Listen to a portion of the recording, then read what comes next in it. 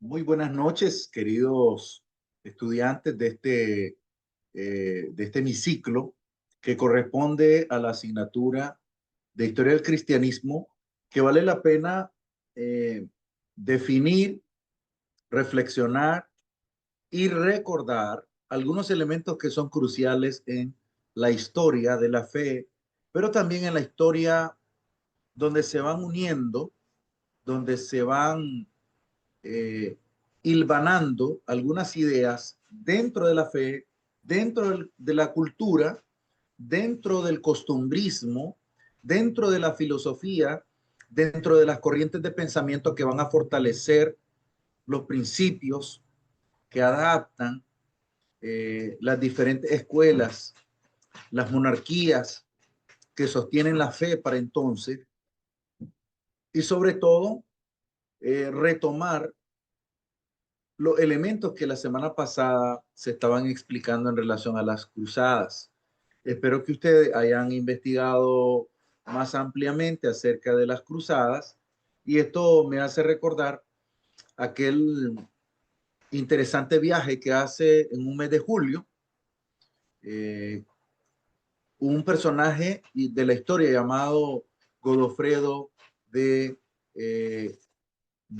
eh, sería el apellido Godofredo de Bouillon. Es un personaje importante que va a hablar con el Papa Urbano II. Estamos hablando en el año 1100 de nuestra era. En una plática importante, arma una especie de amotinamiento para poder emprender un viaje, llamémosle un viaje misionero bélico, pero con un sincero fin de poder restaurar dignamente los elementos religiosos que todavía se conservan en la Basílica o en la iglesia del Santo Sepulcro en Jerusalén. Es por eso que en el año 1100 inicia las cruzadas con Godofredo de Bouillon haciendo una expedición cruzando la zona norte del mar Mediterráneo, haciendo un viaje con una tropa muy grande, abriéndose espacio, cruzando por Constantinopla hasta descender hacia las tierras santas. En este caso, lo que quieren hacer es establecer que se resguarden los elementos sagrados de la iglesia del Santo Sepulcro, porque Sejuk, un musulmán guerrero, tiene en su poder esta región. Por tanto, los musulmanes ya para entonces tenían una gran influencia que va a crecer hasta la dinastía de los otomanos, especialmente con el rey Solimán, conocido también popularmente como el sultán Suleimán, que va a tener una influencia histórica allá por el siglo XIII después de Cristo. En este caso, las cruzadas van a abarcar del siglo XI, XII y XIII de nuestra era. Y esta influencia árabe, esta influencia musulmana en Jerusalén, en Constantinopla, en la Europa del Este, Francia, Italia, van a hacer que la influencia, mayormente también en España, va a ser la influencia que va a traer consigo muchos elementos de nuestro dialecto, de nuestra forma dialectal, de nuestro vocabulario, de nuestro lenguaje, porque precisamente el árabe va a influir en el idioma español, porque ellos también toman en el siglo XIII España, diferentes sitios, Córdoba, Andalucía, y ustedes van a ver a una España que tiene una infraestructura arqueada, incluso muy parecida a la cultura árabe y mozárabe.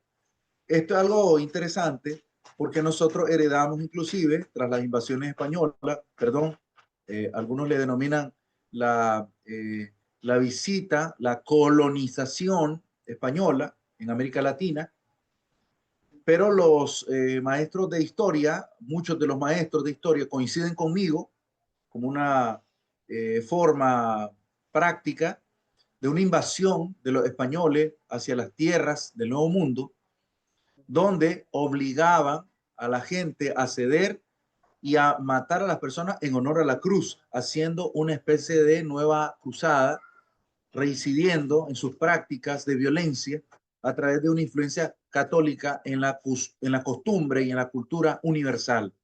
Es por esta razón que el catolicismo tomó un giro tan violento con las cruzadas y que lo retomó en la colonia, en la colonización o en la invasión en América Latina. Esto es interesante porque volviendo un poco a las cruzadas tenían una franja, la simbología de las cruzadas es una franja de tela con una cruz. Por eso todos aquellos que se levantaron en honor a la defensa de la fe en Jerusalén se llamaban cruzados e hicieron su invasiva misión para poder retomar estos lugares, pero con sinceridad lo digo, quien me crea mayor confianza en esta invasión, o al menos demuestra su sincero propósito, al no tomar el liderazgo de Jerusalén como un general, sino más bien como un protector del Santo Sepulcro, se llama Godofredo de Bouillon, porque hay otros personajes que toman el rol de protagonistas y líderes que van a querer asumir la dirección y quieren tomar a Jerusalén como líderes políticos. En cambio, Godofredo de Bouillon trata de hacerlo como un líder religioso más que un líder político. Entonces, en su ética de trabajo, Godofredo hace que su propósito pueda ser cumplido. Es enviado por Urbano II, luego que, recuerden ustedes, decíamos que Pedro el Ermitaño le, le comentara un poco a Urbano II la necesidad de explorar cómo están las condiciones espirituales en Jerusalén. Por eso estos 2 siglos van a ser bien oscuros. El oscurantismo del que se habla de la era medieval se explica a través de la violencia con la que actúan muchos de estos cruzados, estos soldados teutónicos, llamados así por su carácter y por su característica de lo que estaban haciendo en las misiones de las cruzadas, y porque una cruzada implicaba matar personas en honor a Jesús o a la cruz que simboliza Jesús. Entonces, en este caso, la espada en aquella época se formó para poder figurar una cruz, una estauros griega. Y básicamente ustedes van a ver que una espada invertida forma una cruz latina, forma la cruz latina. Y por naturaleza, por antonomasia, lo que hace es simbolizar o representar la cruz que es clavada en el pecho de los combatientes. Por lo tanto, los cruzados iban con toda la violencia del mundo. Ellos no iban con un crucifijo, iban con una espada. Ellos no iban para hacer tregua con la gente, iban a matar, iban a destruir. Ellos querían asumir un rol de protectorado en Jerusalén para poder afianzarse en el poder. Al final, lo que hicieron fue crear un canal de comunicación terrestre, pero con el fin de tomar parte del territorio de Constantinopla que estaba ejerciendo para entonces. Por lo tanto, su plan era netamente estratégico. Era un plan estratégico. Entonces, eso es bastante interesante. Interesante. Ahora, quiero hacerle una presentación. Espero nos dé el tiempo. Si no nos da el tiempo, no se preocupen. Me gustaría hacerles una presentación. Esperen, quiero confirmar que tengamos la presentación. Vamos a compartirlo.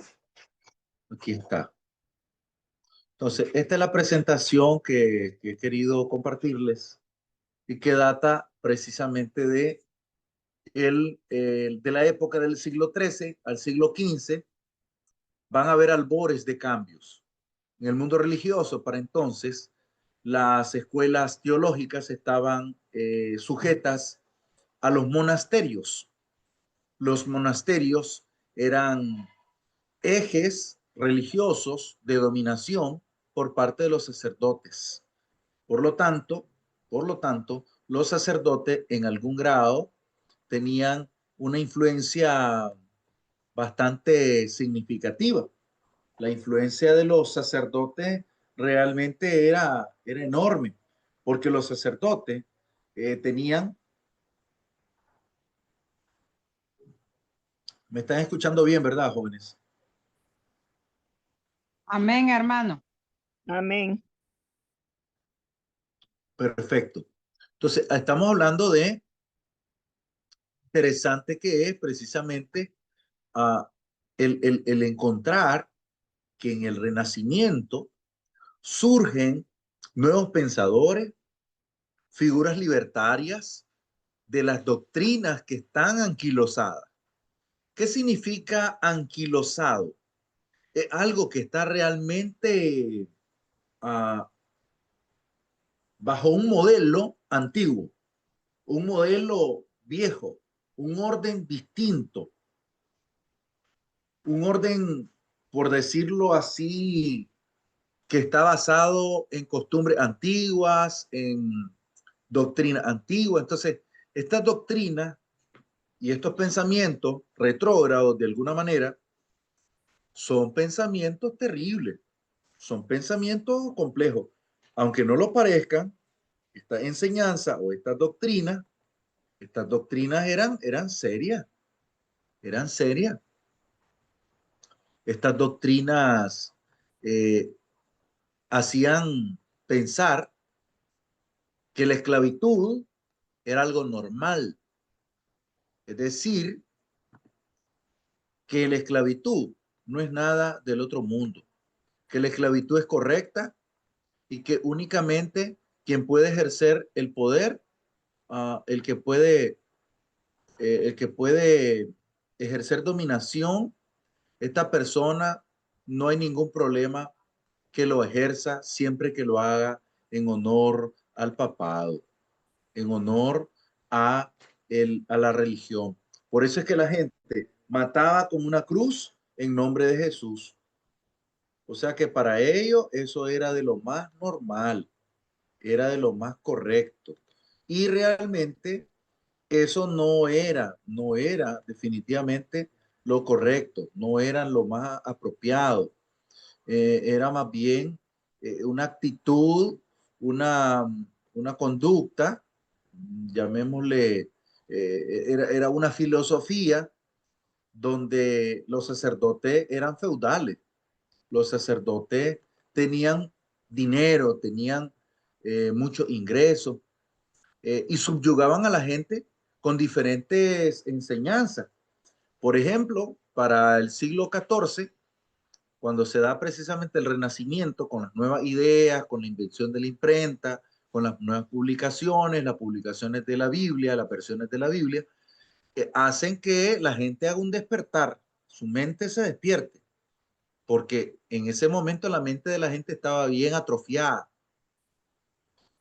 Para entonces se estaba elaborando, se estaba construyendo la iglesia de San Pedro y se sabe que Carlos V propone el que se establezcan indulgencias. Y no sé si ustedes han escuchado hablar de la indulgencia.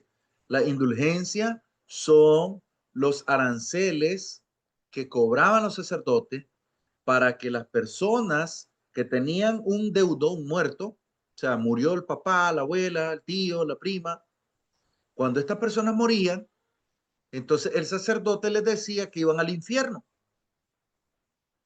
Pero para que no fueran al infierno totalmente, el sacerdote recomendaba, después de una reunión con el sacerdote le decía que había que hacer alguna ofrenda y que el sacerdote iba a intermediar, iba a hacer una mediación con Dios y que en esta mediación iba a ser una intervención de indulgencia, o sea, un perdón. Eso es un indulto, un perdón. Entonces, un indulto, que es un perdón, es precisamente lo que se pagaba para entonces para que la persona pudiera salir del infierno e ir al purgatorio. El purgatorio era una especie de limpieza de pecados, donde se podían limpiar pecados y la persona iba a ir al paraíso. O sea, iba a ir al paraíso. Entonces, una persona, según el sacerdote para entonces, decía que iba a un lugar intermedio entre el cielo y el infierno. ¿Y dónde está? En el limbo. La doctrina del limbo. No se sabe dónde está, no está ni en el cielo ni en el infierno.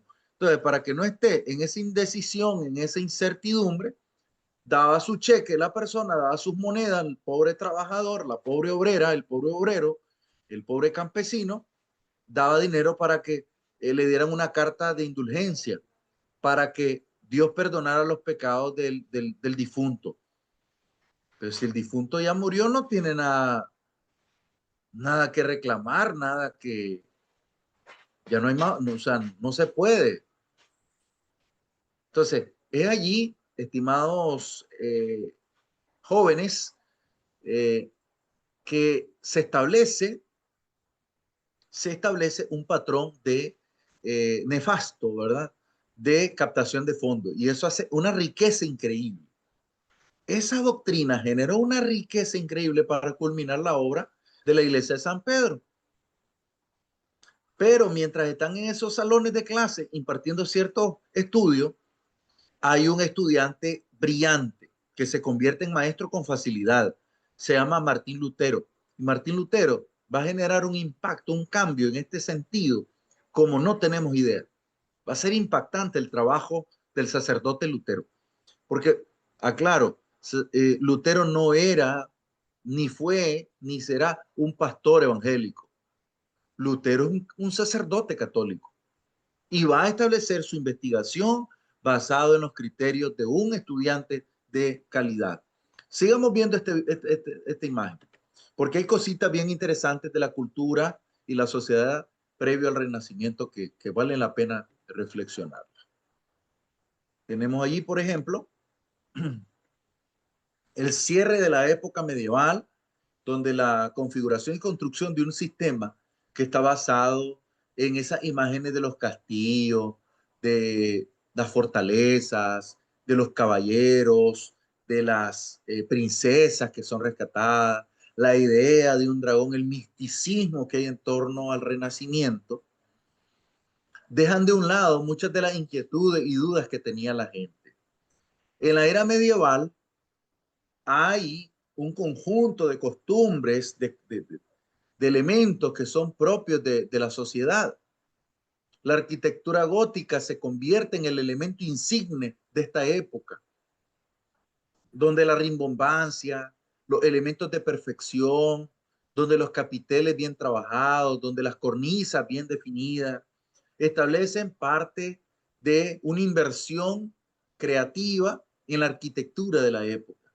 No se pensaba en hacer un templo de 4 paredes y un techo puesto al azar. No, era una planificación bastante detallada, pormenorizada, para poder elaborar estos bonitos diseños que se logran apreciar en las diferentes capillas propias del siglo XIII, siglo XIV, siglo XV, que luego van a ser un poquito menos trabajadas por muchas denominaciones, muchos perfiles religiosos, incluso en el mundo evangélico se van a notar, especialmente en la tendencia anglicana.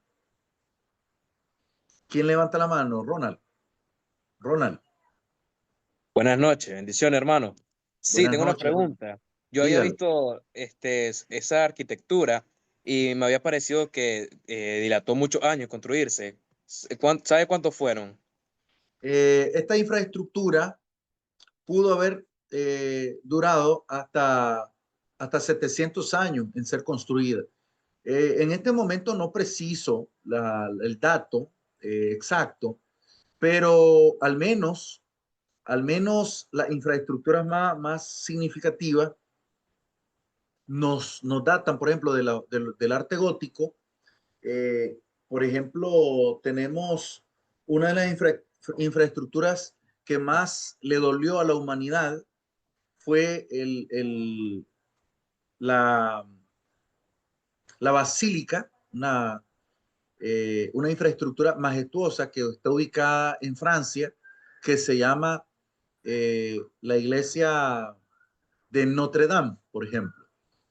Y es la que se quemó en la última década, sufrió un incendio y perdió prácticamente un porcentaje alto de la infraestructura original, porque estaba en la parte de su techo en madera.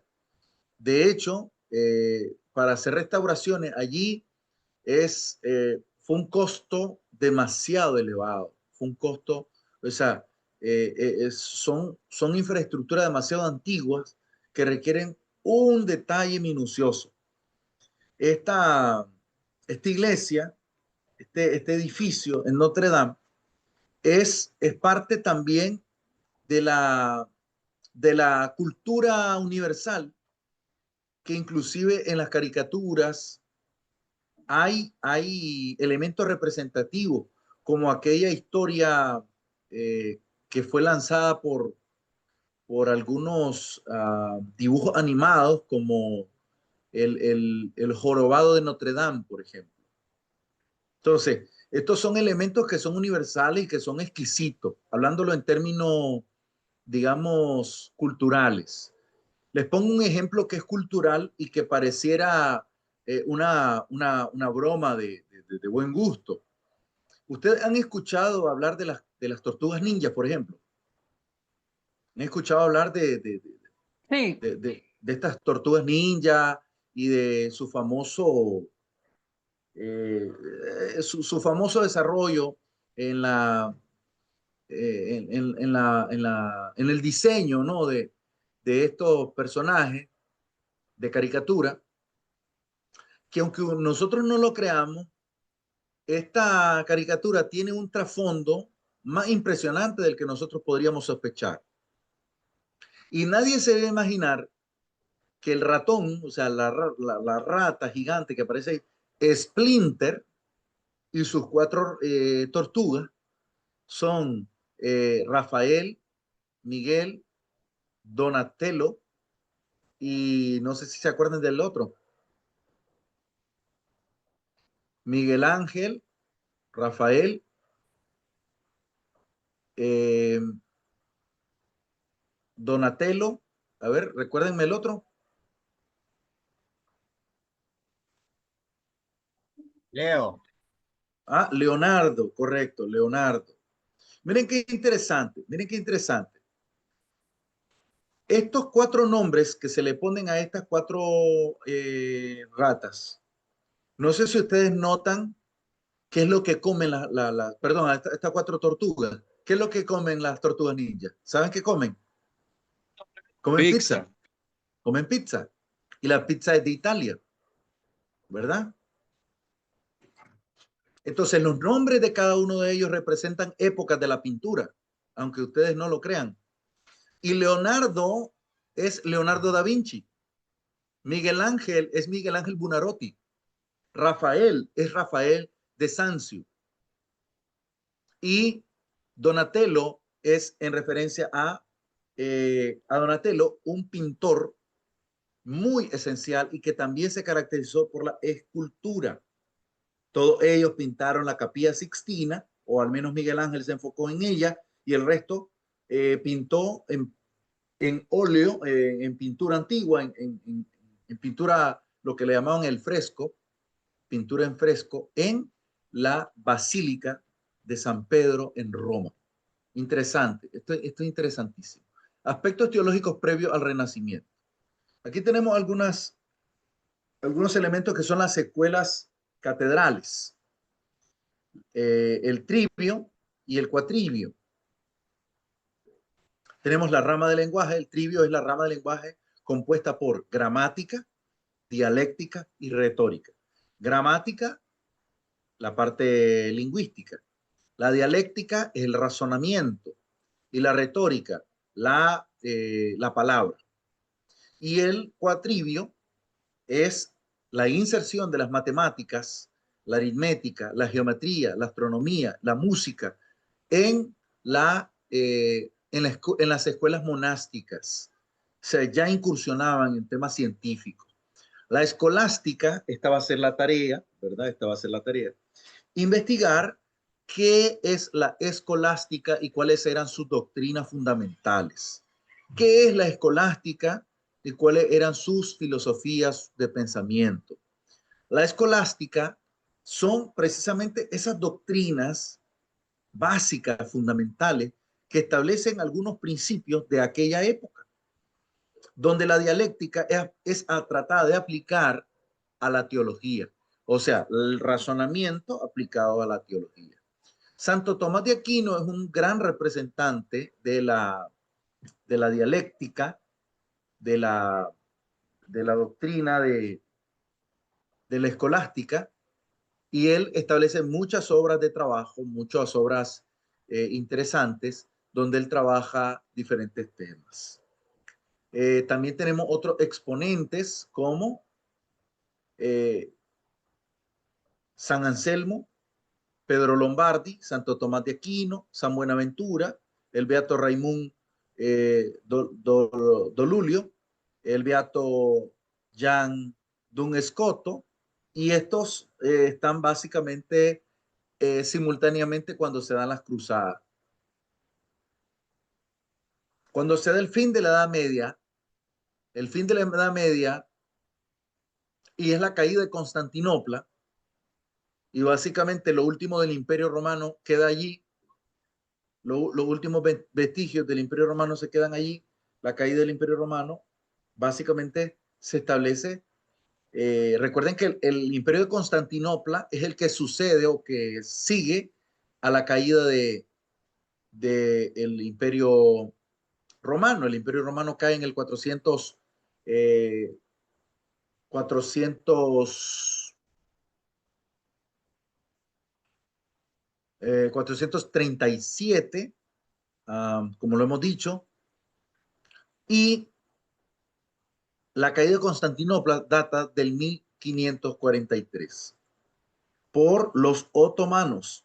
Los otomanos son una familia imperial de sultanes que son árabes y que van a asumir el imperio en el mundo, o al menos gran parte de Oriente y Europa.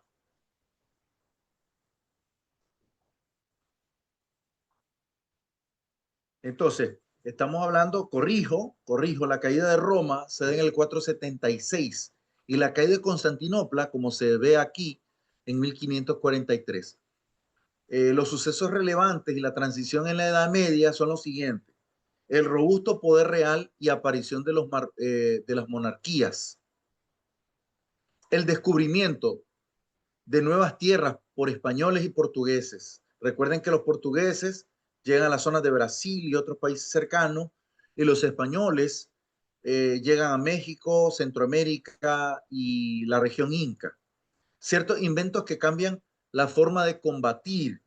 Ellos tienen, por ejemplo, armas más modernas, la invención, por ejemplo, de elementos como el astrolabio, elementos que son propios para la navegación, la conmoción y la revolución del arte, la cultura, la ciencia y otros elementos, lucha interna en el seno de la religión más poderosa. Estamos hablando del catolicismo, las pugnas internas. Por eso el Renacimiento va a formar esos elementos que son increíbles dentro de la narrativa histórica. ¿Qué ustedes pueden ver aquí? Aquí pueden ver, por ejemplo, 4 imágenes muy insignes. Por ejemplo, en la parte izquierda,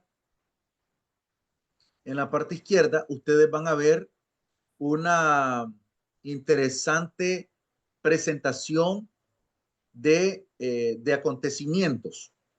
Tenemos arte y pintura a la izquierda, Luego a la derecha ustedes van a ver arriba a la derecha, aquí, ustedes van a ver, esta sería, creo que este es el cuadro de la primavera. Este es el cuadro de la primavera, donde ustedes van a ver esa mujer que está sobre una especie de concha de mar, de almeja gigante, y tiene una representación. Por ahí tiene a dos elementos de la mitología griega o grecolatina, y básicamente hay una representación simbólica. Ahí tenemos al hombre de Vitruvio. El hombre de Vitruvio va a representar el esquema. El hombre de Vitruvio fue dibujado por Leonardo da Vinci. Representa el equilibrio, la exactitud, la precisión. Luego se va a trabajar ya para el Renacimiento lo que se conoce como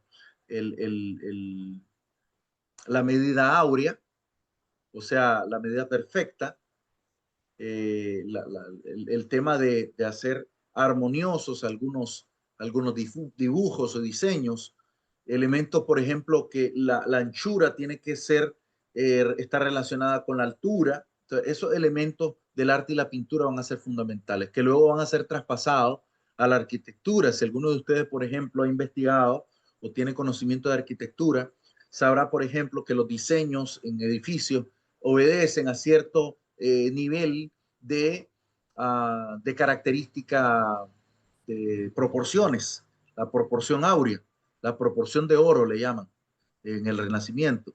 Y la última pintura, que es quizá la más trascendental o la más importante, es la que pinta Miguel Ángel en la Capilla Sixtina, en la Basílica de San Pedro, en el techo, a varios metros de altura, y ahí está Dios. Esta es la representación de Dios que va a tocar a Adán, o sea, el Edén, representa el Edén, el inicio de las cosas, donde Dios estira su brazo con fuerza para tocar al hombre, pero del otro lado, si ustedes lo investigan bien la imagen, buscan el Génesis de Miguel Ángel Buonarroti, y ustedes van a ver, pueden verlo, por ejemplo, en internet, pueden ver, por ejemplo, que Adán no estira el brazo, Adán no estira la mano, y Adán no quiere tocar a Dios.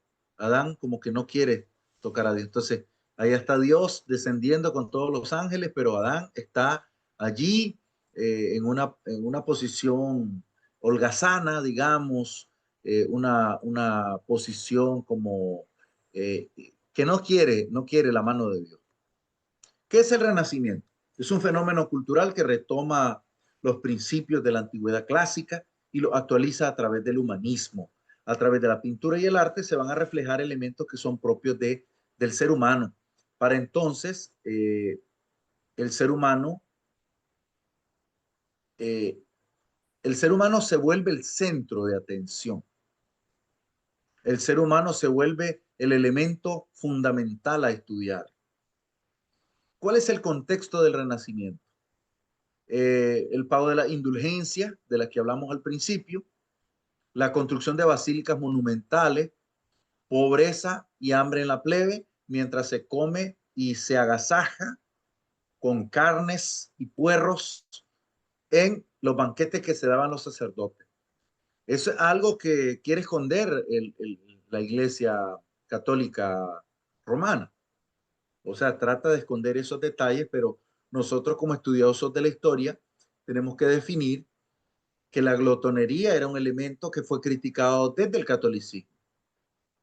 De hecho, una de las obras más importantes a nivel de literatura sobre este aspecto de indulgencia, de las disparidades entre el sacerdote y la pobre plebe, la gente de a pie, lo hace un escritor llamado Dante Alighieri en la obra literaria que se llama eh, la obra de Dante Alighieri, que se llama, ya tengo años de no repasar la obra de Dante Alighieri, y él hace una obra importantísima que habla sobre los 7 pecados capitales y lo va explicando a través de una caminata que hace a través de los círculos del infierno. Y él hace también algunas observaciones sobre los sacerdotes. Dice que ve sacerdotes que se están quemando en el infierno. Eso lo ve él. Entonces, Dante Alighieri elabora una obra muy insigne, muy importante. Esta obra de Dante Alighieri define y redefine lo que es la religión, porque critica al papado y a los sacerdotes, porque los va describiendo como pecadores, así de sencillo, como pecadores. Y en este caso, esta obra le llama La Divina Comedia, La Divina Comedia de Dante Alighieri. Esta obra es una obra increíble que va a describir todos estos elementos. Se cree que esta obra es escrita previo al Renacimiento y es una obra bastante interesante. En la transición religiosa se da la reforma protestante.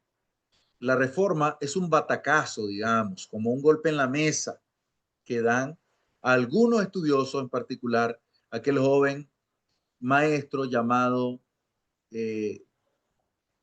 Martín Lutero, que clava una hoja con 95 tesis en contra de el catolicismo absurdo que ha robado a la gente, que ha mancillado a la gente, que ha hecho grandes desmanes, y él, en una forma de poder concientizar a la humanidad y sobre todo corregir su iglesia, porque lo que quería era reformar su congregación, recibe nada más y nada menos que el rechazo y el repudio de la iglesia de Roma, y entonces él, como está en Gutenberg, Alemania, él trata de llevar un camino por separado. Nunca se revela contra su religión más que plantear lo que no está bien, pero tampoco levanta ningún movimiento. Eso es falso cuando se habla de Martín Lutero, de que él es, no lo sé, es un evangélico que cree o levanta otra iglesia. No, él nunca quiso dividir la iglesia católica, quiso reformarla, corregirla. Ese fue su función. Los diferentes reformadores luego de Martín Lutero o en torno a Martín Lutero son, por ejemplo, en este caso, él que hace una gran labor, una labor, digamos, telúrica, una labor sísmica dentro del campo de la religión católica. En este caso, Martín Lutero es hijo de Hans y Margaret Luther. Nace en Alemania el 10 de noviembre de 1483. Sus obras son 95 tesis, Las indulgencias y la gracia, Libertad del cristianismo, Yo no me someto a las leyes al interpretar la palabra de Dios. Estas son sus obras insignes. Lutero exhortaba a la iglesia a regresar a las enseñanzas originales, tradujo la Biblia al alemán, clavó el documento con 95 tesis en la puerta de roble de Gutenberg y muere en Eisleben el 18 de febrero de 1546. Hay un epitafio que dice, un epitafio inscrito en su tumba: en tus manos dejo mi espíritu, tú me has salvado, Señor, mi fiel Dios. Reformadores: Martín Lutero en Alemania, Juan Calvino en Ginebra, Ulrico Zwinglio, Zurich. Ellos plantean, el caso de Martín Lutero, plantea un luteranismo, es la reforma luterana, pero Juan Calvino y Ulrico trabajan el calvinismo, el movimiento reformado. Tenemos también luego a Menno Simons o Simons Menno. Él es de Zurich. Él funda un movimiento llamado Anabaptistas, o sea, los anabaptistas son los que no permiten, en este caso, vivir de forma tradicional. Ellos trabajan mucho la introversión, vivir en comunidades rurales, independizarse de la sociedad mezquina. Entonces los anabaptistas son básicamente los menonitas. Ellos trabajan la reforma radical. Luego Enrique VIII es de Inglaterra. Él promueve el anglicanismo, promueve la reforma anglicana. Este movimiento anglicano es el que permite que los sacerdotes se puedan casar, tener familia. El barroco ya es otro elemento muy fundamental, muy interesante también. El barroco es parte del Renacimiento, pero también trae consigo arte y cultura. Es un periodo histórico, artístico y cultura caracterizado por una gran exuberancia ornamental. Surge en el siglo XVII y se fortalece en el siglo XVIII. En la literatura, algunos de los más prominentes autores fueron Luis de Góngora, en 1561, Francisco de Quevedo, en 1580, así como Sor Juana Inés de la Cruz, hablando en literatura. Aquí tenemos, por ejemplo, la Fontana di Trevi, en Roma, Italia, es la fuente de las tres calles. Esto es la Fontana di Trevi. Papá, ¿y eso? Conozco personas que han viajado a la Fontana di Trevi y han lanzado algunas monedas.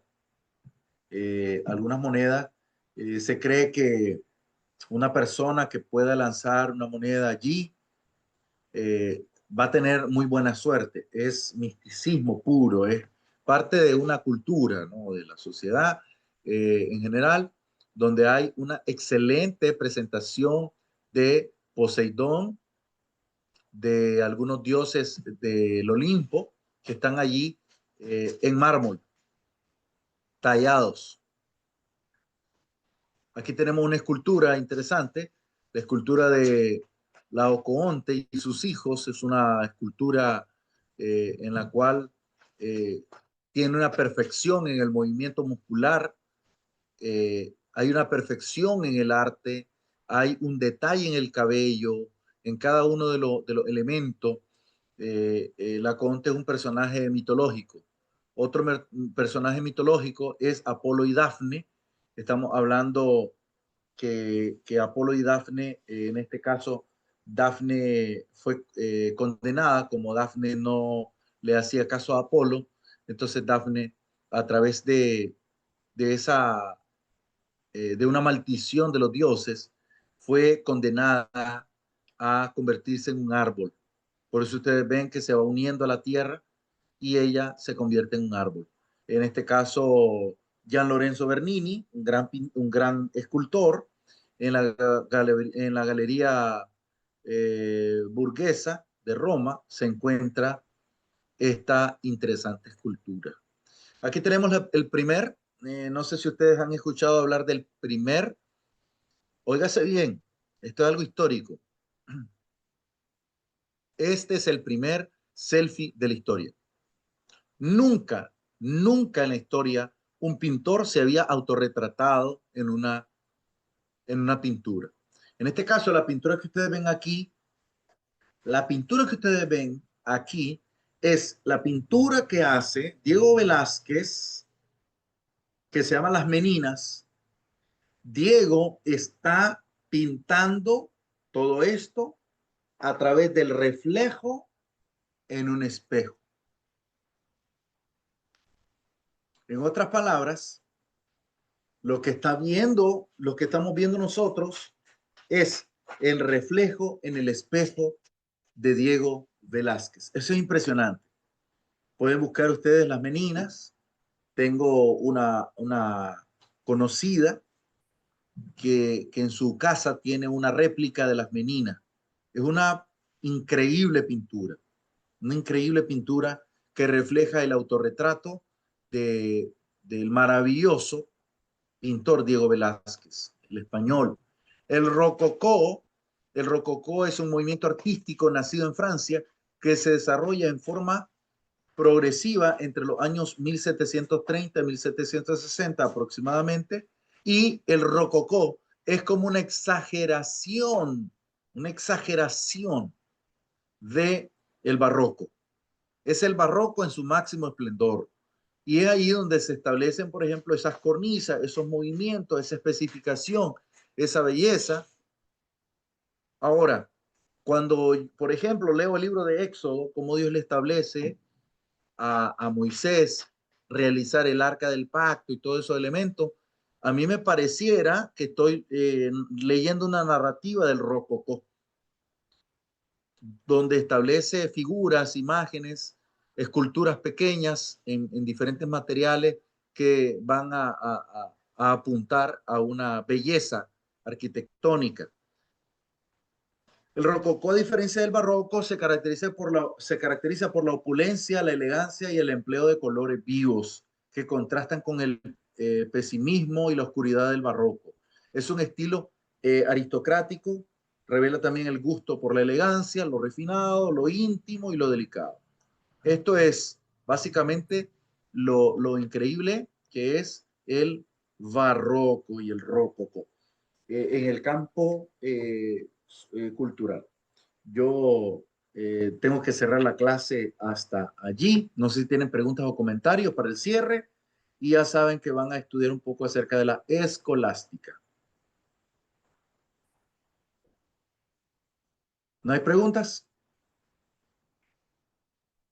Hermano, la pregunta que nos hizo es, ¿qué es la escolástica y cuáles son sus doctrinas? Así es. Exactamente. Ok, ok. Gracias, hermano. Perfecto. Hermano, Hermana Mara. gracias, hermano, bendiciones. Hermano, bueno, Bendiciones. eso de las preguntas que está haciendo la hermana, eso hay que mandárselo a usted. Así es, así es. Ok. Hermano, y iba a tocar tema, que qué increíble que la indulgencia todavía creen. Sí, Yo, sí. trabajé con unas personas pudientes y es que no recuerdo que el obispo, creo que es el que está de Guatemala que manda todo, ¿verdad? Eso, el obispo. No, Y él llegaba a esa casa. en este Y la caso gente, existe un cardenal. Existe un cardenal cardenal. era. Ah, y llegaba a esa casa donde yo trabajaba y llegaban las familias, ellos, familias del presidente que en ese momento estaba en Costa Rica. Y todo el mundo alistaba cheques para que él orara, rezara por ellos, para que les diera la indulgencia. Se llevaba un montón de millones. Y, y después terminaban todo el mundo tomado. al, al cardenal y todos. Y decía yo me ponía a pensar, pero ¿cómo es posible que crean todo esto todavía? Y viendo la vida pues que el desorden, porque después de que él les echa la indulgencia, todo el mundo toma con él. Eso, eso es algo real. Eso es algo real Sí, que hay sí, gente que todavía cree, lo cree todavía. sí, yo lo vi en esa familia, dice algo, y ellos preparan casi todo para cuando él viene, tiene que ser algo muy especial, le decían a las empleadas. Yo trabajaba con la señora, con la dueña de la casa, la señora, pero era algo, hermano, que cuando él venía cada mes, era una recolección, pues de toda la presentación que se le tenía que dar a él. Y decía yo, qué extraño, desde besarle la mano a todo el mundo y arrodillarse ante él, ¿verdad? Definitivamente es una doctrina coercitiva. Hace que la gente se incline ante sus sacerdotes, sus arzobispos, sus obispos, para pedir perdón por un familiar que ha muerto y que ellos sean perdonados. Entonces, eso hace que sea un gran negocio. Hablemoslo en esos términos. Porque ¿cuántos deudos tiene usted? ¿Cuántos familiares suyos han muerto? Entonces usted hace número y cuántas misas se le puede hacer. Bueno, hay que hacerle una misa anual, una misa cada año, cada 6 Sí, meses. Y es eso decir, tiene que su los costo. pobres no podemos ser salvos. Sí, hay un peaje al cielo. Ellos ponen un peaje al cielo. Y ese peaje es a veces impagable. Mucha Sí, gente, mucha gente vendía sus propiedades para poder oiga bien, entregaba sus propiedades a los sacerdotes para que oraran por sus familiares muertos. ¿Qué le parece? Sí, Qué sí. pecado. Ahora acá en Hacer Costa Rica pecado. cada misa vale 40,000 colones. ¿Qué le parece? Mire que a mí me buscan muchísimo cuando ha muerto alguien de la comunidad. Mire, qué extraño, a nosotros nos pasa esto. Para presentar a un niño me buscan a mí. Para alguna charla, cuando ha fallecido alguien de la comunidad, me llaman. No llaman al sacerdote, me llaman a Sí, mí, porque yo no cobro. Pero yo no, porque yo no cobro. Yo creo que es por el eso, no es servicio porque soy gratis. buen predicador, sino porque no cobro. Por eso es popular, hermano. Definitivamente. De hecho, la única iglesia que no cobra nada somos nosotros aquí. Entonces, eso es algo muy histórico, es algo muy antiguo.